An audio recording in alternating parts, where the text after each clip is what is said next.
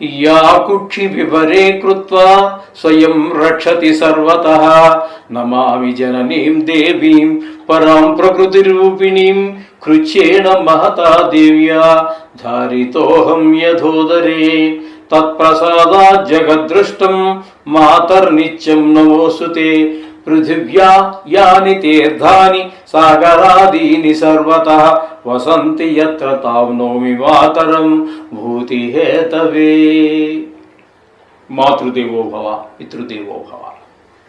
కుంభరాశి వారికి మార్చి నెల 2026 సంవత్సరంలో గోచార ఫలితాలు ఏ విధంగా ఉంటాయో సశాస్త్రీయమైన పద్ధతిలో తెలుసుకునే ప్రయత్నం చేద్దాము.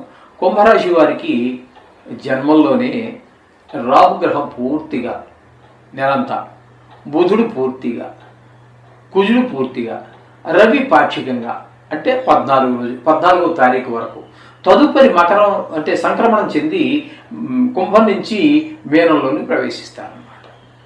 ఇప్పుడు ఈ జన్మంలో ఉన్నటువంటి గ్రహాలు ఏమిటి, అవి ఏ గ్రహాలు మనకు ఉపయోగపడతాయి అనేది మనం చూసినట్టయితే గోచార రీత్యా ఇదొక మన జ్యోతిష మిత్రులు కూడా చాలా అవసరమైనటువంటి విషయం.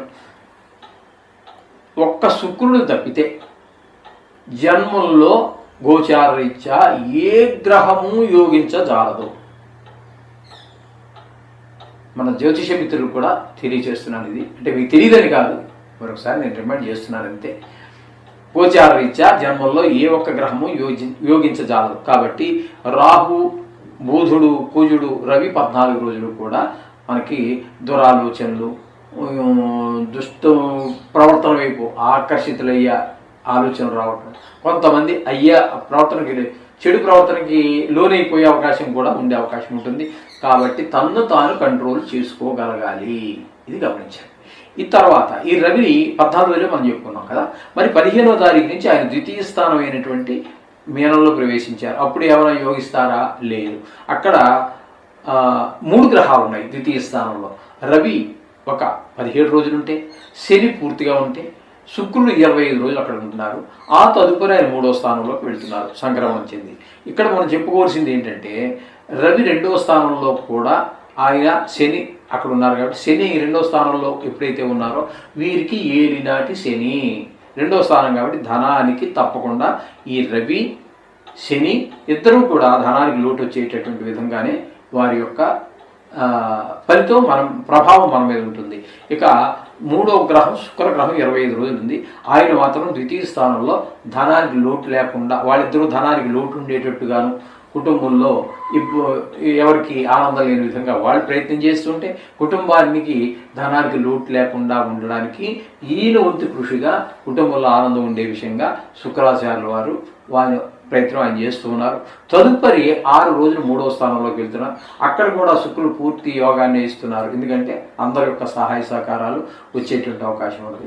అయితే ఈ ద్వితీయ స్థానంలో ఈ గ్రహాలు ఉండటం వల్ల కొంచెం నేత్ర వ్యాధులు, ఏది శని, శుక్ర, రవి ఎప్పుడైతే ఉన్నారో నేత్ర వ్యాధులు ఉన్నటువంటి వారికి కొంచెం ప్రకోపించే అవకాశం ఉంటుంది. అలాగే నేత్ర వ్యాధులు ఆల్రెడీ లేనటువంటి వారికి, అంటే లోపల ఉంటాయి చూడండి, అటువంటి వారికి నేత్ర వ్యాధులు బయటపడేటువంటి అవకాశం కూడా ఉంటుంది. ఈ విధమైన ఫలితాలు ద్వితీయ స్థాన గ్రహాల వల్ల వస్తుంది. ఇక 5వ స్థానంలో గురుగ్రహ సంచారం, ఇది మంచి ఫలితంలో ఇస్తుంది. పెళ్లి కాని వారికి పెళ్ళి అయ్యే అవకాశం కానీ, పెళ్ళి కుదిరే అవకాశం కానీ ఉంటుంది. అలాగే సంతానం మీద మంచి ప్రభావం చూపిస్తుంది. పిల్లలు బాగా చదువుకోవటం, మంచి మార్కులు తెచ్చుకోవటం, మంచి స్నేహాలు చేయటం, ఇటువంటి వాటి విషయాల్లో గురువు వాళ్ళకి దైవభక్తి పెరగటం మామూలుగా ఉంటుంది. వాళ్ళు చూపించడానికి, వారికి ఉన్నటువంటి దాన్ని పెర్ఫామ్ చేయడానికి, అంటే చూపించడానికి అవకాశంగా కూడా మనకి ఉపయోగపడుతూ ఉంటుంది గురువు యొక్క 5వ స్థానం ఫలితం. ఇక 7వ స్థానంలో ఉన్నటువంటి కేతు గ్రహం వల్ల భార్యాభర్తల మధ్యన చిన్నపాటి సరిగమలు అనొచ్చో, చిటపట్లు అనొచ్చో, ఏదో ఒకటి అనుకోండి, మొత్తం మీద వారి అభిప్రాయ భేదాలు, అలాగే భాగస్వామ్యంలో వ్యాపారం చేసే వారి మధ్యన కూడా అభిప్రాయ భేదాలు వచ్చి వ్యాపారం ఎక్కడైనా భిన్నాభిప్రాయం వస్తే చికాకేనండి. ఏకాభిప్రాయం ఉంటే చాలా మంచిది, ముందుకు వెళ్తుంది. అది సంసారమైనా, వ్యాపారమైనా, మరి ఏదైనా కానీ ఇద్దరితోటి, ఒకరితో అయ్యే కదా. ఇప్పుడు సంసారం కూడా ఏంటండి, ఒకరితో అవుతుందా? భర్త ఒకరితోటి అవుతుందా? భార్య కూడా కావాలి కదా. అలా ఎప్పుడు ఇద్దరు ఉన్నప్పుడే ఆ విధమైనటువంటి భాగస్వామ్యం అనేది వస్తుంది. ఎక్కడన్నా ఏకాభిప్రాయం అంటే ఒకే మనిషి ఉంటేనే ఒక ఏకాభిప్రాయం ఉంటుంది.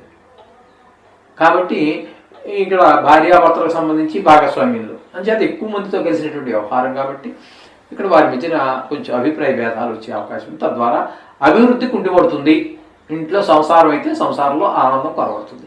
ఈ విధమైన ఫలితాలన్నీ కూడా మనం చెప్పుకోవాలి.